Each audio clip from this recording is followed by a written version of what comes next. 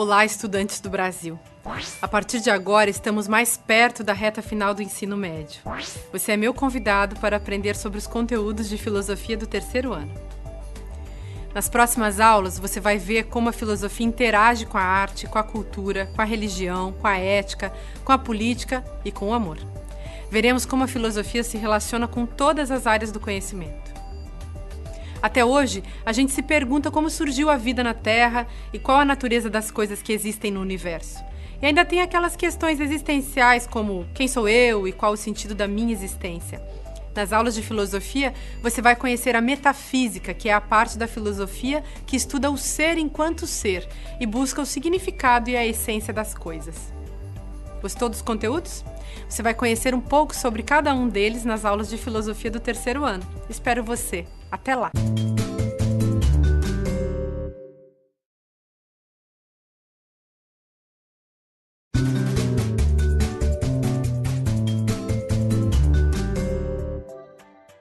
Olá!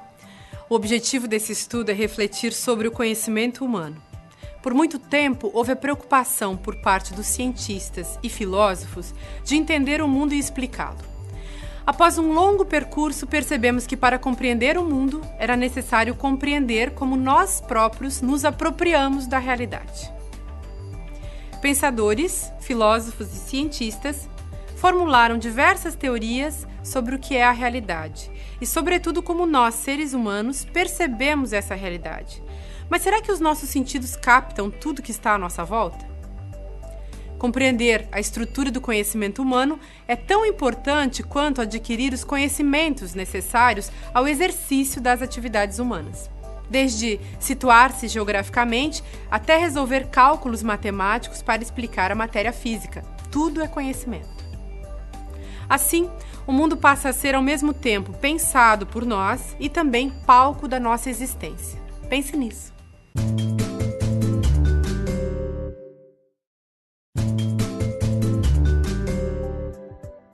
O conhecimento faz parte da história da evolução humana. A primeira revolução industrial foi responsável pelas mudanças nas relações de trabalho. A segunda revolução industrial viu a expansão da sociedade capitalista.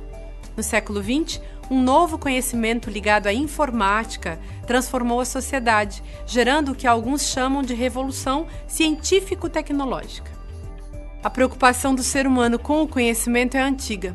As transformações que hoje nós conhecemos só foram possíveis porque, durante a história, o ser humano se colocou no centro do processo histórico para compreender como era a realidade. Diferente da informação, o conhecimento precisa ser verdadeiro e justificado. Algumas teorias buscaram explicar a origem do conhecimento. As ligadas à razão ficaram conhecidas como racionalismo e as ligadas aos sentidos conhecidas como empirismo. Desse modo, o homem conhece a realidade não como ela é, mas como o aparelho cognitivo permite conhecê-la.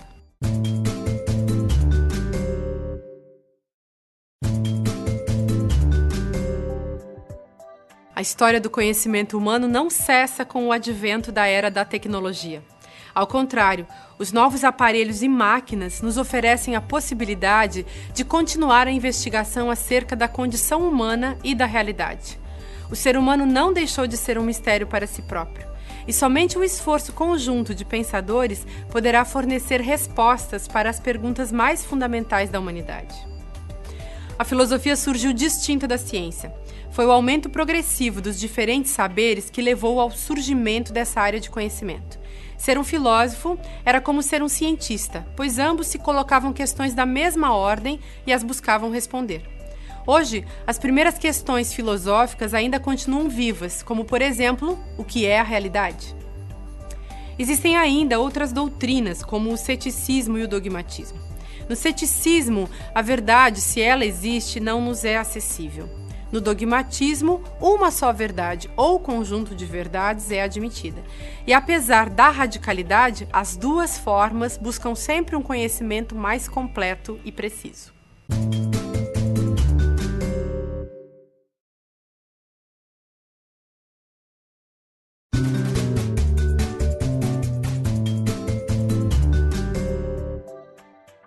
Olá, alunos! O tema dessa aula diz respeito à curiosidade e às necessidades humanas. Esses elementos sempre estiveram presentes desde o surgimento da história humana. A partir deles, surgiram explicações sobre os fenômenos da natureza, as relações entre as pessoas e o desconhecido. O surgimento do universo e da vida fazem parte desse desconhecido. No início, essas explicações vinham da imaginação ou do que o ser humano testemunhava. A observação constante levou à compreensão das regularidades. A ciência inventou que a natureza tem leis, e a capacidade racional do ser humano de estabelecer relações explica os primeiros conhecimentos científicos. Com o desenvolvimento da ciência, o ser humano passou a encontrar respostas para os mistérios do mundo, e ele passou a demonstrar de forma empírica ou racional o que descobria.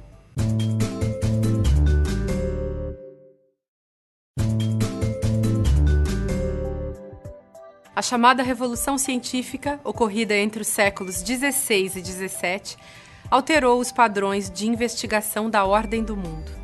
Desde a antiguidade até o início da Idade Moderna, os sábios estudavam a realidade através da contemplação e da especulação filosófica. Para os cientistas modernos, a experimentação passou a ser vital para explicar os fenômenos naturais.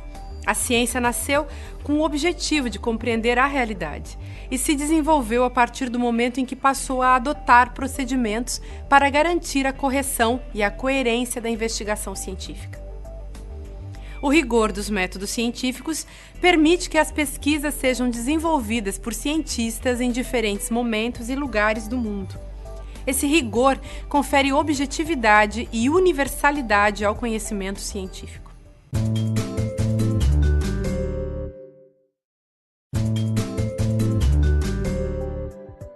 Os avanços da pesquisa científica nos últimos anos trouxeram à tona várias questões éticas sobre os usos e os limites da ciência. A comunidade científica e a própria sociedade devem se preocupar com o rumo e as implicações da ciência para o futuro da humanidade. O ser humano aumentou a capacidade de intervenção no mundo, mas não ampliou a responsabilidade para saber aproveitar esses progressos. Durante o século XIX, a noção de progresso surge como um ideal a ser conduzido pela ciência.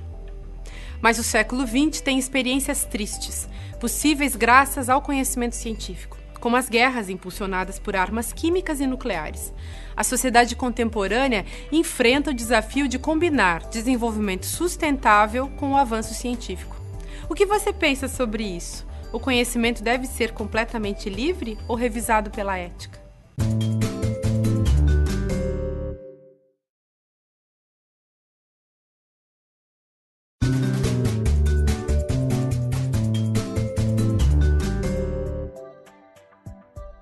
Olá, filósofos e filósofas de todo o Brasil. O assunto de hoje é a metafísica, o ramo da filosofia que estuda o ser enquanto ser. Esse é um dos conceitos mais complexos que há para compreendermos. Mas, ao mesmo tempo, ele é um dos mais fundamentais. O que é o ser? Parece muito abstrato, não? Pois o ser é o fato das coisas existirem. A metafísica, enquanto uma área do conhecimento filosófico, está voltada aos primeiros princípios dos seres particulares e da própria realidade. A metafísica busca compreender o sentido da existência, e essa é uma busca radical sobre o que significa existir. Afinal, o que organiza a existência em contraposição ao fato de que nada poderia existir? Por que tudo existe? Esse estudo requer um alto grau de abstração. Ou seja, por alguns momentos você vai ter de deixar de lado a objetividade e também o senso comum. A pergunta, o que é o ser, no entanto, ainda não foi suficientemente respondida. Talvez os poetas possam chegar mais perto de uma resposta a cada vez que fazem uma poesia.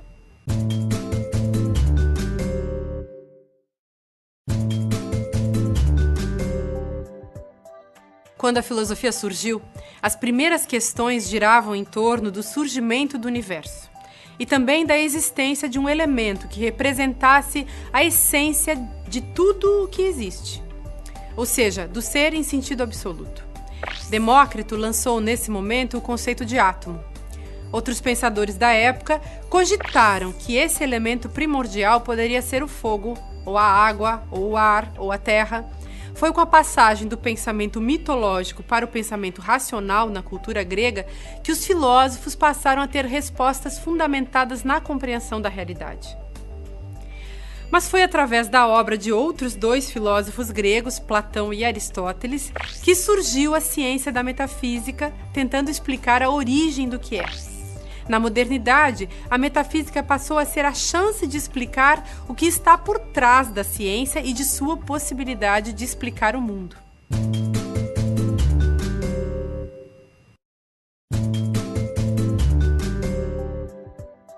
A metafísica perdeu na modernidade espaço para a teoria do conhecimento. As preocupações dos antigos filósofos gregos foram incorporadas à filosofia moderna, que se voltou para a forma como o ser humano conhece o mundo. Saber como conhecer a realidade passou a ser mais importante do que entender o que era a realidade. Nessa mudança de foco do filosofar, surgiu o filósofo Immanuel Kant, que questionou a metafísica. Kant afirmou que os únicos objetos do conhecimento possível são aqueles que podem ser apreendidos pelos sentidos e interpretados pela razão, ou aqueles conhecimentos que essas próprias categorias fornecessem. Fora isso, tudo era especulação e suposição. A filosofia kantiana significou a busca da compreensão do próprio entendimento humano. No século XX, a questão do ser do indivíduo retornou com força numa corrente filosófica chamada existencialismo. Os existencialistas defendem o ser humano como principal objeto de compreensão da filosofia e única abertura para o entendimento do ser. A metafísica voltou ao debate.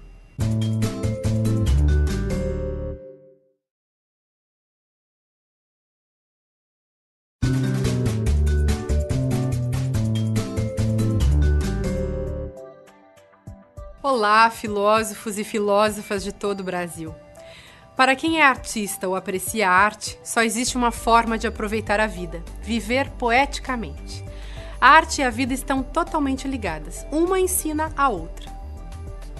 A arte é uma forma de acesso ao belo. Mas o que é o belo? E o que pode ser considerado uma obra de arte? Aliás, o que é arte para você? Todo mundo, em algum momento, experimenta alguma forma de arte. Mas nem todo mundo reflete sobre a natureza da arte e o conceito de beleza, até porque a arte hoje em dia também lida com o feio. A arte faz parte de nossas vidas, mas ao mesmo tempo em que está presente, o que ela menos deseja é a naturalização e a banalização. Por isso é importante o estudo que percorre os corredores do universo da arte, onde se discute o que é a beleza sem se esquivar do famoso gosto de cada um. Uma obra de arte é sempre expressão de sensibilidade, de um indivíduo ou de um tempo.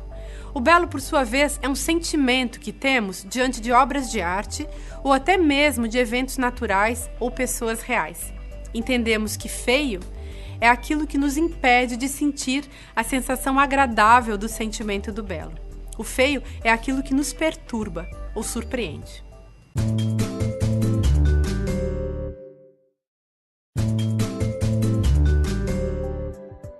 Quem faz arte é artista, mas quem se ocupa de estudar a arte é crítico ou historiador. Hoje em dia, há também a figura do curador, que é o especialista em organizar a arte. Entre as várias possibilidades de abordagem da arte, vamos destacar 3. São os diferentes níveis de relação e significado que a arte proporciona: o caráter subjetivo ou psicológico da arte, o aspecto sócio-histórico da arte e o lado estritamente estético da obra.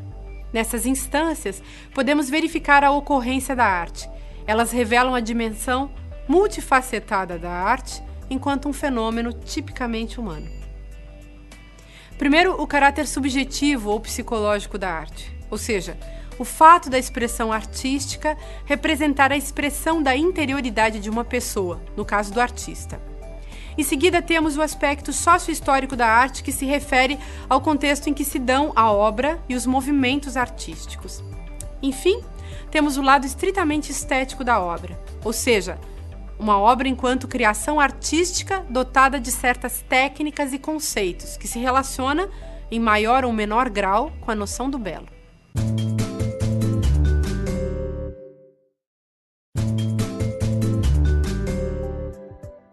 a arte pode significar algo mais que o simples desfrute das coisas belas. O essencial da arte é tanto o prazer que ela proporciona, quanto a crítica social que pode estar contida nela. Para entender a arte, é preciso cuidar de nosso olhar em relação a ela. Para isso, precisamos abandonar preconceitos e nos lançarmos na possibilidade da experiência que o encontro com uma obra proporciona.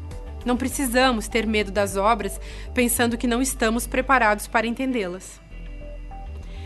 Mas será que é necessário estudar sobre a arte para ter uma experiência realmente válida com ela? Certamente não. O estudo pode oferecer conteúdos válidos sem estar preso a normas e padrões. Afinal, isso é algo que tanto o artista como o apreciador da obra sabem, que o fundamental é estar disposto à aventura da arte.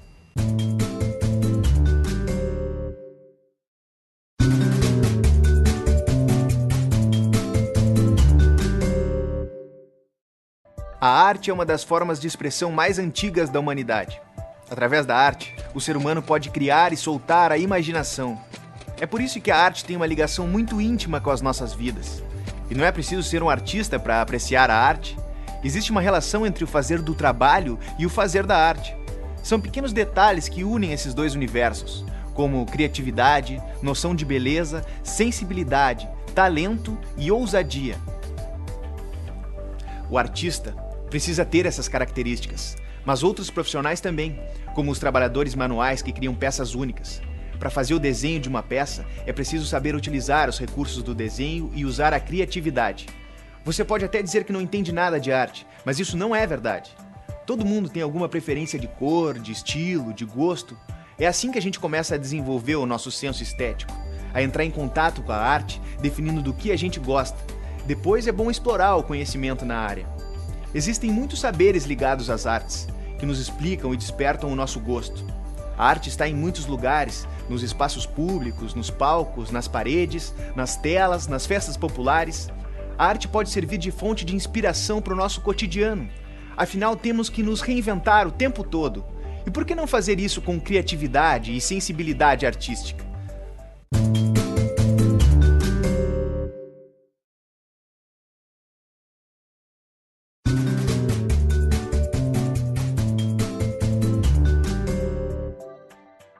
Olá! Podemos definir cultura como o modo de vida de um povo. Nela se incluem valores, atitudes, crenças, artes, ciências, costumes e as ideias do grupo sobre o mundo. O conceito antropológico de cultura é baseado nas transformações que a humanidade provoca no mundo natural.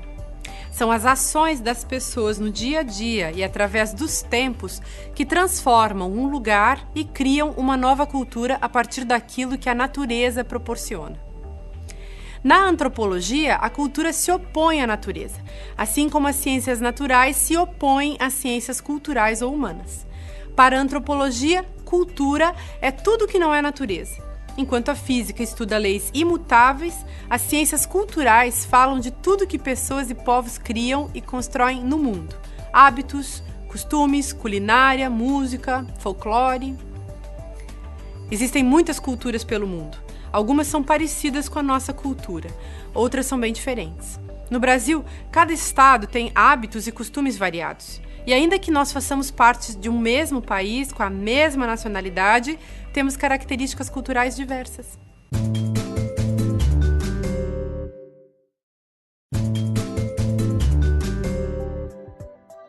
Cada povo tem costumes e visões de mundo próprios. Será que podemos achar alguma coisa que possa ser comum a todos eles? Cada país ou região possui uma identidade cultural. A identidade cultural é um conjunto de fatores que tornam uma cultura diferente das outras. Fatores como o conhecimento, as crenças, as artes, as leis, os costumes e outras tantas. A tecnologia fez surgir um novo tipo de cultura, a cultura da internet. Com isso, a identidade cultural está mudando, pois novos costumes estão sendo assimilados pelas populações do mundo inteiro. A internet proporciona a possibilidade de uma sociedade mais democrática, mas também nos faz refletir sobre uma possível homogeneidade de culturas, ou seja, que surja daí uma cultura que não leve em conta as diferenças, que não valorize os aspectos originais dos diferentes povos que compõem a variedade humana do mundo.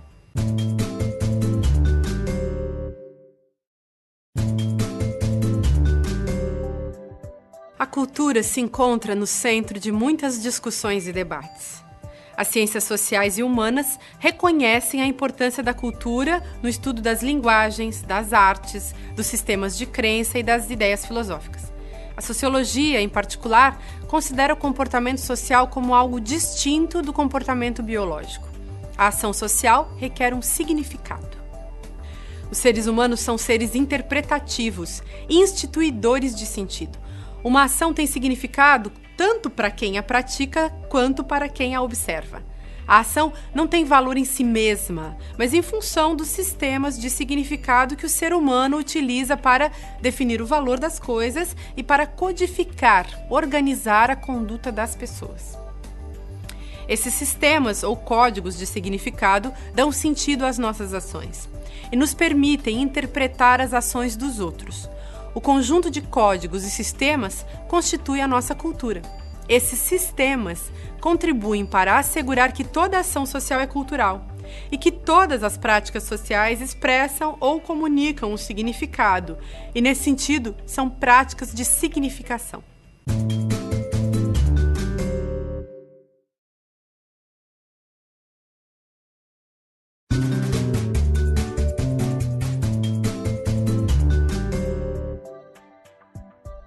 Olá! Até o século XIX, a filosofia tinha a última palavra sobre todos os assuntos, desde o direito, passando pela sociologia até a biologia. No passado, a filosofia e a religião já foram bem próximas. Aliás, até pouco tempo não existia esse grande número de ciências que existem hoje, o que tornou a filosofia tão importante para a vida das pessoas e para o curso da nossa história. Foram quase 10 séculos de uma forte ligação entre a filosofia e a religião. A religião cristã foi crescendo até a Igreja Católica se tornar a religião oficial de muitos países. Essa influência da crença era inclusive muito intensa no que dizia respeito ao estudo de muitas ciências. Da física ao direito, tudo tinha a ver com religião. Mas isso começou a mudar com algumas descobertas científicas. E através do evolucionismo de Darwin, do materialismo de Marx e da psicanálise de Freud, foram surgindo novas teorias que deram explicações diferentes e opostas às explicações da religião.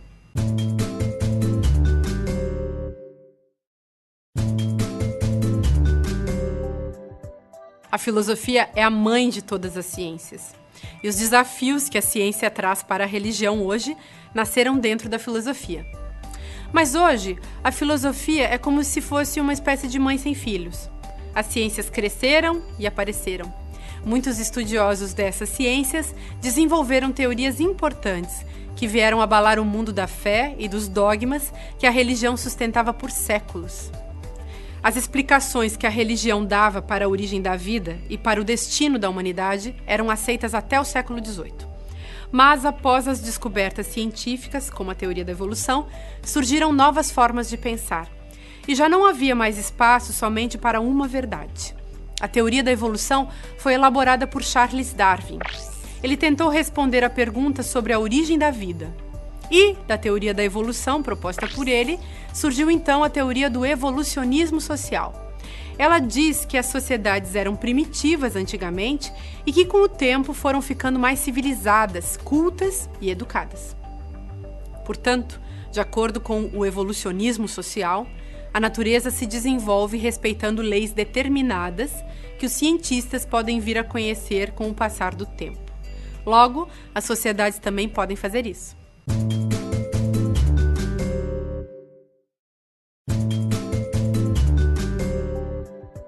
Muitas teorias científicas e fatos históricos serviram para diminuir a influência da religião cristã no mundo ocidental. Atualmente, a religião divide muito espaço com a ciência e com a filosofia. Mas a relação da filosofia com a religião mudou muito, e a filosofia hoje independe da religião, do mesmo jeito que as outras ciências. Mas existem filósofos que defendem a religião.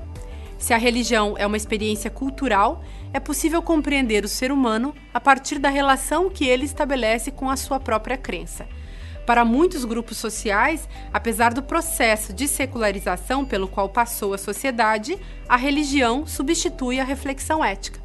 Só que filosofia e religião são tão diferentes que não podemos medir uma pela outra. Quem se dedica a estudar filosofia poderia também dedicar-se a estudar religião.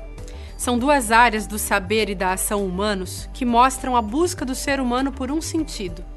E você, se preocupa com o sentido? Acha que ele está pronto ou acha que é preciso inventá-lo?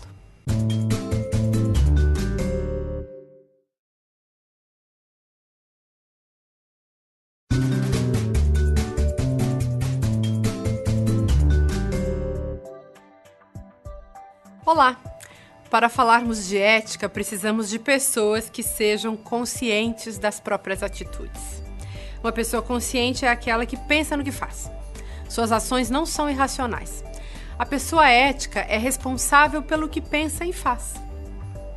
Ético é quem sabe diferenciar entre o certo e o errado, entre o permitido e o proibido, e entre a virtude e o vício. A pessoa que tem consciência moral e consegue julgar o valor das atitudes, mas é também quem sabe questionar a própria moral. Por isso, a responsabilidade é um dos aspectos mais importantes da ética. Ética é a avaliação das motivações, mas também das consequências de nossos atos e pensamentos. Muitos valores morais são passados de geração em geração. Certamente você se lembra de algum conselho dado por seus pais ou por seus avós, regras simples, como, por exemplo, respeitar os mais velhos. Ética não é apenas seguir regras, mas ter autonomia para pensar o que é certo e errado, justo e injusto, bem e mal.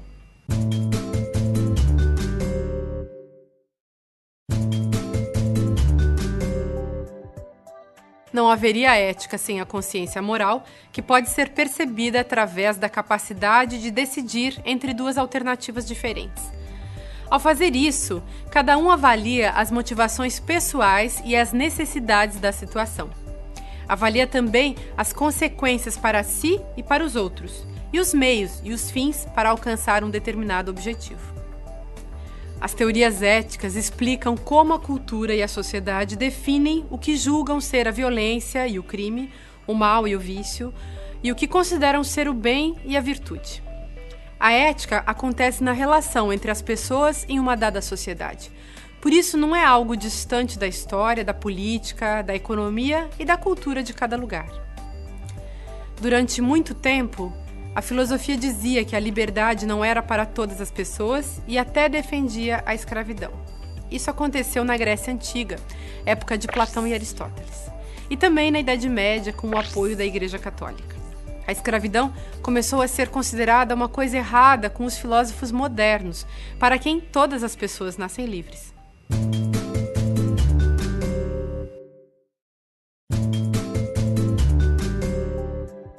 Ética e moral são próximas, mas diferentes. A moral normalmente tem um caráter mais pessoal, mais cultural. No entanto, quando uma pessoa enfrenta um dilema moral, no trabalho ou em outra relação, ela pode recorrer a teorias éticas para resolver a situação. As teorias éticas tentam definir o que é certo ou errado. De certa forma, a ética trata dos assuntos de uma forma mais geral.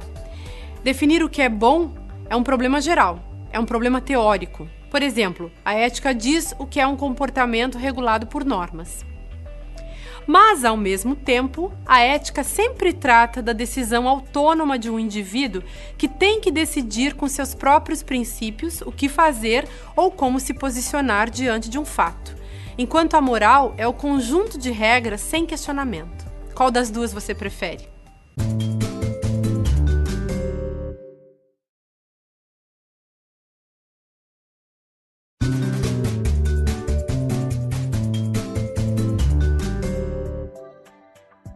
Queridos estudantes, a política faz parte da vida de todos nós.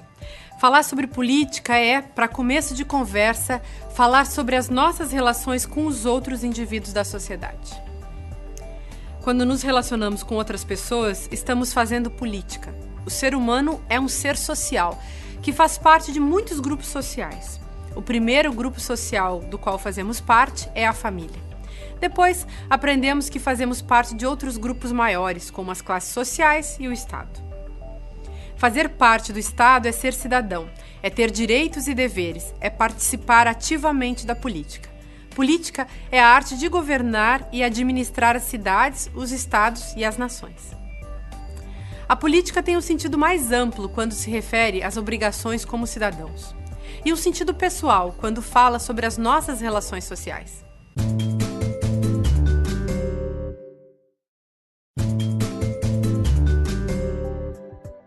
Nos regimes democráticos, o governo é do povo e funciona com a participação de todos os cidadãos. Isso significa que todos nós fazemos parte da política. Os governantes são os cidadãos que escolhemos para nos representar. Quando falamos em política, a primeira imagem que vem na nossa cabeça é dos políticos brasileiros. Política é muito mais do que o uso e abuso do poder por parte de pessoas inescrupulosas. Nós não percebemos, mas ela está presente em vários momentos das nossas vidas. Se a política não existisse, não seria possível viver em sociedade com respeito e educação. Quando estamos no supermercado pesquisando o preço dos produtos, estamos fazendo política. Quando exigimos uma escola ou um posto de saúde para o bairro onde moramos, também estamos fazendo política. Quando conversamos com amigos, quando agimos com respeito e sem discriminação, estamos fazendo política.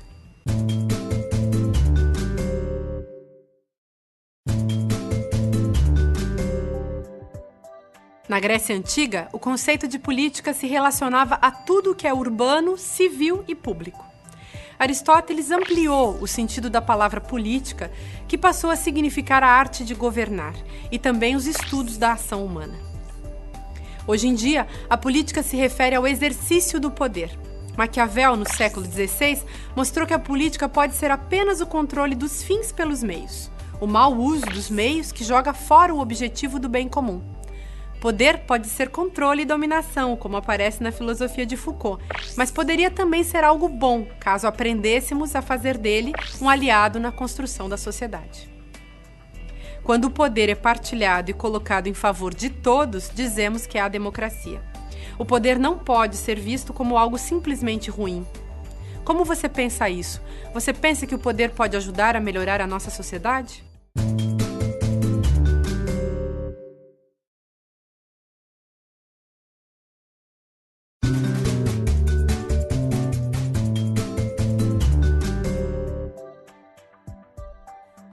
Olá, amigo filósofo. Muitas vezes nos inquietamos a respeito do tempo. Perturba-nos o modo como tudo passa tão rápido.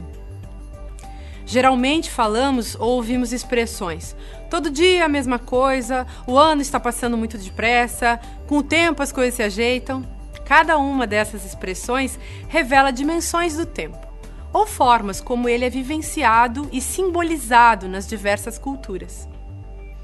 Por isso, é necessário refletir sobre como utilizamos o tempo em nossa vida.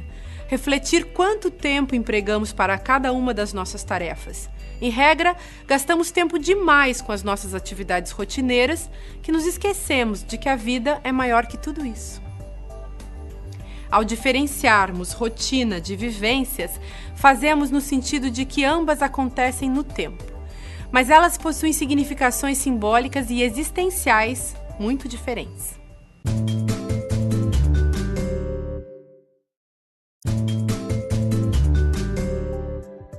A sociedade em que vivemos é fruto de uma acelerada evolução da indústria. Por isso, a humanidade teve de rever a relação com o tempo. O trabalho em série passou a ocupar grande parte da vida das pessoas e o tempo pessoal acabou sendo organizado a partir daquele que se tem disponível para o trabalho. Esta passou a ser a principal atividade de ocupação das pessoas adultas durante o dia. Mas além do trabalho, temos que realizar várias outras atividades diariamente. Cuidar da casa, dar atenção à família, aos estudos. E, como forma de organização, adotamos hábitos que nos fazem ter a sensação de que sempre falta tempo. Nesse sentido, adotamos uma forma de viver em atividades fixas e sequenciadas, chamadas de rotina, em que fazemos todos os dias as mesmas coisas. Como nesse universo quase não prestamos atenção no tempo, a rotina acaba gerando cansaço e desânimo.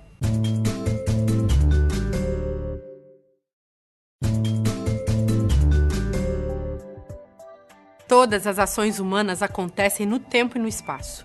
E o ser humano possui consciência de que o tempo e os fatos históricos são os responsáveis pela nossa formação enquanto sujeitos atuantes na história. A história e o tempo são compreendidos pela filosofia de diferentes formas e em diferentes épocas.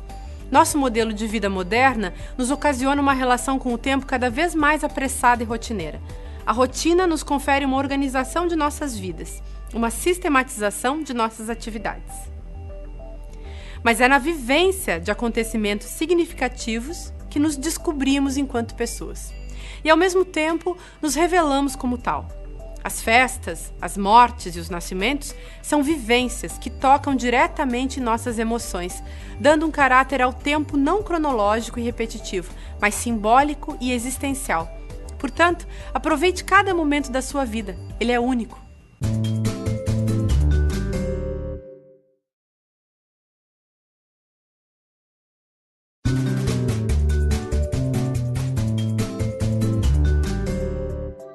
Olá! A filosofia sempre se ocupou em refletir sobre o ser humano. Ao longo da história, os filósofos se preocuparam muito com o pensamento e esqueceram do corpo, como se eles estivessem separados. Chamamos a essa forma de pensar separada de dualismo. A partir do século XIX, a filosofia descobriu que o corpo era o centro de toda a nossa existência. Diferentes concepções filosóficas produziram um vasto conceito do que significa o corpo humano. Ele já foi visto como a prisão da alma, como a parte mais insignificante do ser humano e até como máquina. Na modernidade, o corpo é visto também como instrumento de trabalho e de poder. Vários filósofos, como por exemplo Karl Marx, pensaram na dominação que seres humanos exercem sobre outros seres humanos pela exploração da força de trabalho. No século XX, o filósofo Michel Foucault cunhou a expressão biopoder para explicar que na vida moderna o poder sempre calcula o que pode fazer com o corpo e sua vida. Em todas as épocas, a compreensão do ser humano passou pelo entendimento do corpo, tomado como um objeto da ciência, como a medicina, ou tratado como algo a ser superado, como na religião. No entanto, até hoje, apenas a arte conseguiu chegar perto do mistério do corpo.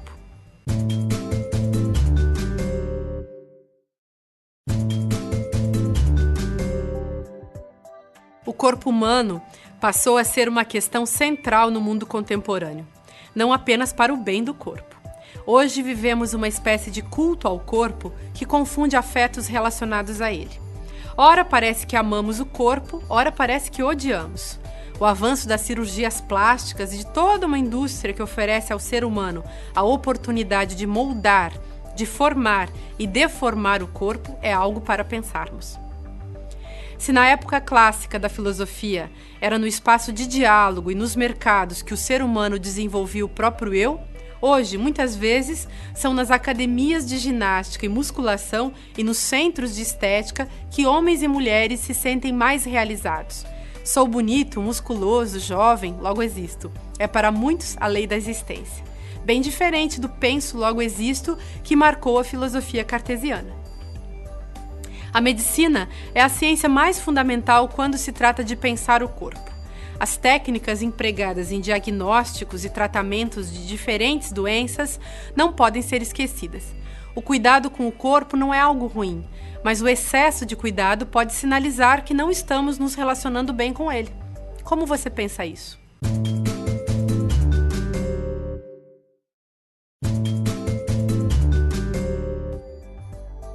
O que chamamos de culto ao corpo é uma espécie de narcisismo, uma adoração de si mesmo. Engraçado que em nossa sociedade haja tanto a busca do corpo jovem, magro, ao mesmo tempo que uma indústria de alimentos que possibilita justamente o contrário disso tudo. É bom lembrar, por exemplo, que a obesidade cresce estatisticamente. Nesses tempos de culto ao corpo, não parece uma contradição? A busca pelo corpo perfeito tem gerado 2 efeitos negativos: a exclusão de quem não consegue atingir esse padrão e os transtornos que criaram novas doenças, como, por exemplo, a anorexia e a bulimia. Mas como estabelecer uma relação saudável com o nosso corpo sem cair nas armadilhas de um culto ao corpo ditador? Não é preciso voltar à Idade Média. Basta ter a certeza de que o nosso corpo é uma dimensão de grande importância. O corpo sou eu, ele é meu, mas não posso manter com ele uma relação irresponsável. Saber cuidar de si se expressa em saber cuidar do outro. Sentir-se bonito faz parte do nosso amor próprio. Mas não há beleza construída em série, ou seja, um padrão único. Precisamos olhar para a beleza de modo ético, pensando na diversidade. E você? Como você pensa o seu corpo?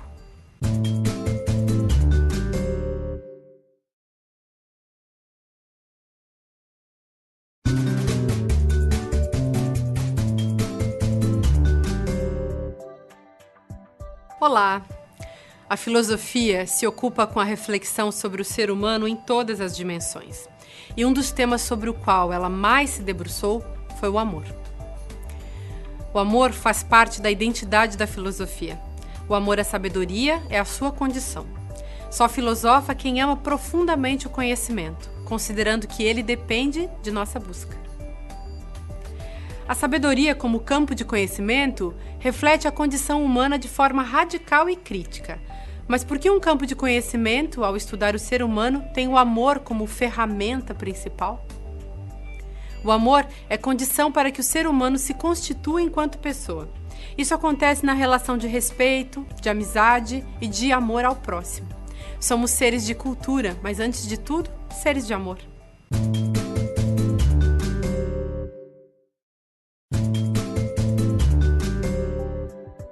As pessoas se relacionam de forma diferente.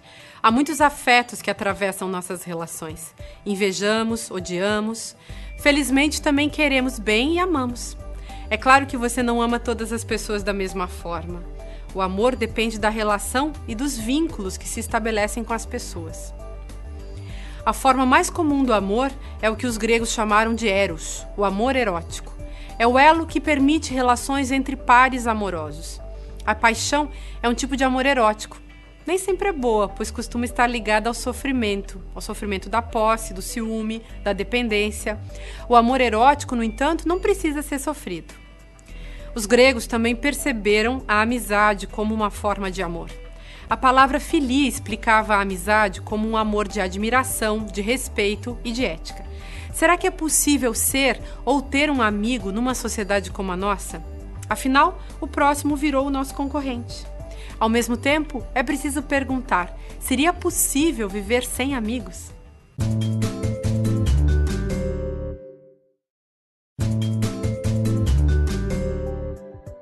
A amizade é para muitas pessoas algo descartável, assim como as coisas que já não valem por sua durabilidade. Os amigos não são levados a sério. Amigos são como coisas em nossos dias. O celular que compramos há um mês já está ultrapassado. É preciso renovar o guarda-roupa a cada estação, senão você está fora de moda. Descobrimos novas tecnologias digitais de comunicação e nos comunicamos, muitas vezes, apenas virtualmente. O que você acha? Será que a gente ainda pode falar em amor na sociedade atual? Isso não só é possível, como também é necessário. Amor é uma palavra ampla que explica o sentido de laços, de todos os laços humanos. Sem amor, não haveria nem ética, nem política. Por isso, a humanidade continua em busca do amor, para poder sobreviver. Afinal, é na relação com os outros que nós nos tornamos seres humanos. É no encontro que o ser humano se desenvolve. Ele nasce do olhar, da admiração e da contemplação do sujeito amante. Mas é no diálogo, na convivência, que ele é cultivado. Tanto na relação a dois como na amizade, a convivência e o diálogo são absolutamente necessários. Quem ama e se permite ser amado se descobre enquanto ser humano. Todo mundo se torna melhor do que é quando vivencia alguma forma de amor, seja o erótico, a amizade ou o amor pela simples existência.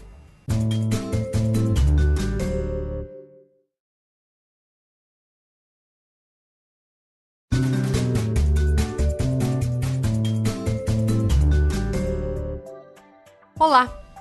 Vivemos uma época de intensa liberdade sexual. Ouvimos falar em sexo em todos os meios de comunicação e na vida em geral.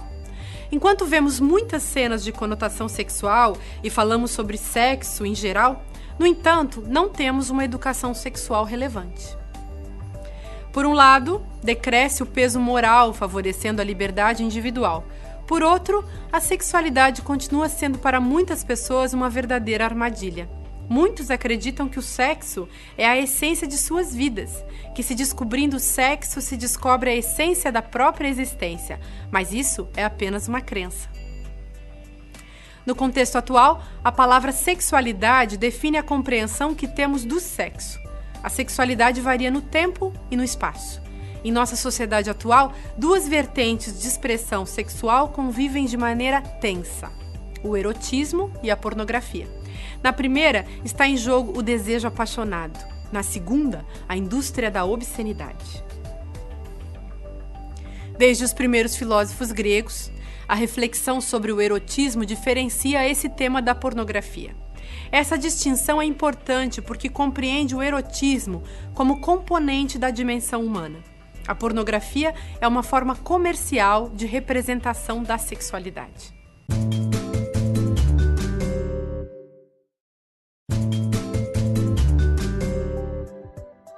Para os gregos, o erotismo era uma forma de relação em que paixão, desejo e sexo eram os principais componentes. Já na figura dos andrógenos, das duas metades de seres com corpos diferentes e complementares, que é relatada por Platão, o erotismo se constitui como a união dos seres por meio da busca por um outro. A ideia do erotismo é de que, no outro, eu me descubro por completo. O ser humano é um ser de desejo. O desejo é maior do que a necessidade, diferente da vontade e do que queremos conscientemente. O erotismo era para os gregos mais do que sexo. Era uma forma de se relacionar com a vida, desejando viver plenamente. O desejo de saber que caracteriza a filosofia também era erótico.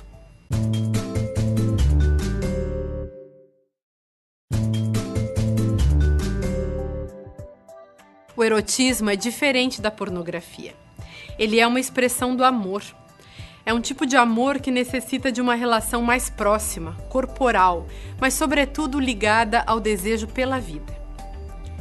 O erotismo revela o próprio amor ao humano a partir de diferenças e peculiaridades. Somos seres humanos porque amamos de diferentes formas. Somos seres humanos porque amamos diferentes pessoas. O erotismo nos ensina sobre a diversidade do desejo e, assim, dos seres humanos e da vida. Nos ajuda a perguntar sobre nossa capacidade de respeitar o nosso próprio desejo e o desejo do outro. Pense nisso, a vida pode ficar mais bonita.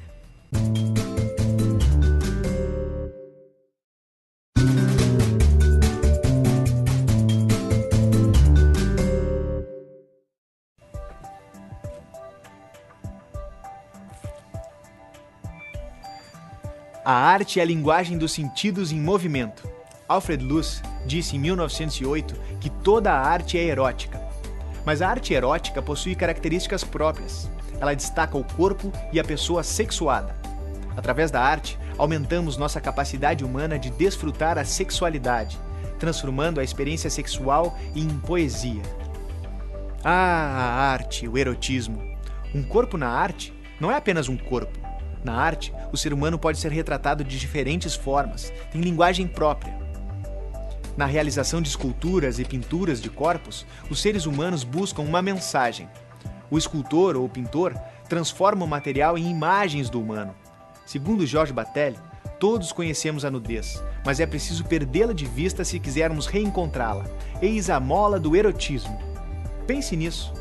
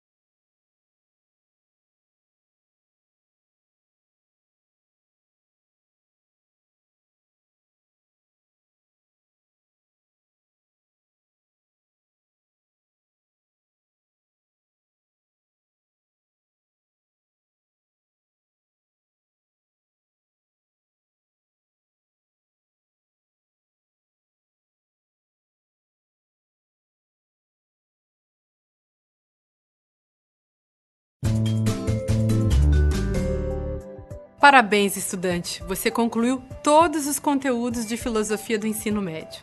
A filosofia é muito mais do que uma disciplina. Tem muitos ensinamentos que são para toda a vida, como as questões ligadas à ética, à política, ao amor. Você aprendeu que a busca do conhecimento não faz parte apenas da ciência. Todo dia nós conhecemos e interpretamos coisas que estão presentes na nossa vida. A filosofia nos ensina a pensar, a questionar e a argumentar. E como uma pergunta sempre leva a outra, o desejo do ser humano de conhecer nunca termina. Você se dedicou e mostrou que tem ânimo. Comemore a sua conquista. Agora que você terminou os conteúdos de filosofia, busque novos desafios.